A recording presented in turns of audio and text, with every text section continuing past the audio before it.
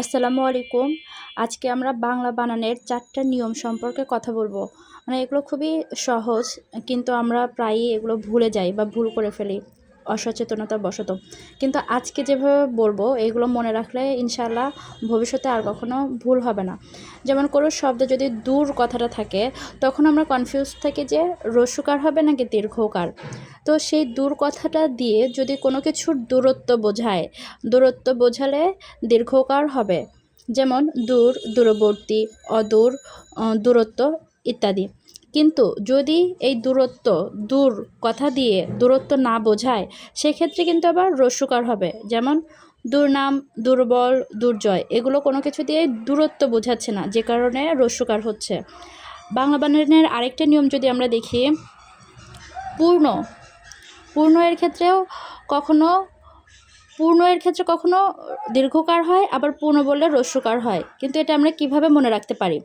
যদি পূর্ণ শব্দটি দিয়ে কমপ্লিট কোনো কিছু বোঝায়, তাহলে কিন্তু দীর্ঘকার হবে। যেমন পূর্ণরূপ, পূর্ণমান, সম্পূর্ণ। কিন্তু যদি পূর্ণ না বোঝায়, শুধু যদি পূর্ণ কথাটি ব্যবহৃত হয়, সেক্ষেত্রে কিন্তু আবার রস্য ব্যবহৃত হচ্ছে। যেমন পুনর্গঠন, পুনর্বিচার। আবার সবচেয়ে সহজ একটা নিয়ম যেটা হচ্ছে জীবী, জীবী বানানে কখনো রস্যিকার হয় না, সবসময় দীর্ঘিকার হয়।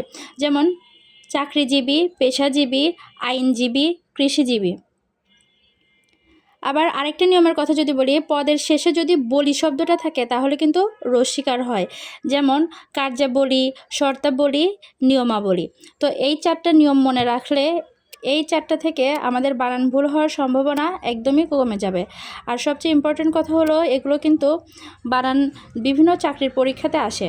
সঠিক বানান কয়েকটা ভুল অপশন দেওয়া থাকবে, সেখান থেকে সঠিক অপশনটি বাছাই করতে হয়। আবার যারা লেখালেখি করে সেক্ষেত্রে বিভিন্ন লেখার ক্ষেত্রে যেন বানান ভুল না হয়, সেজন্য এই বানানের নিয়মগুলো জানা খুবই গুরুত্বপূর্ণ।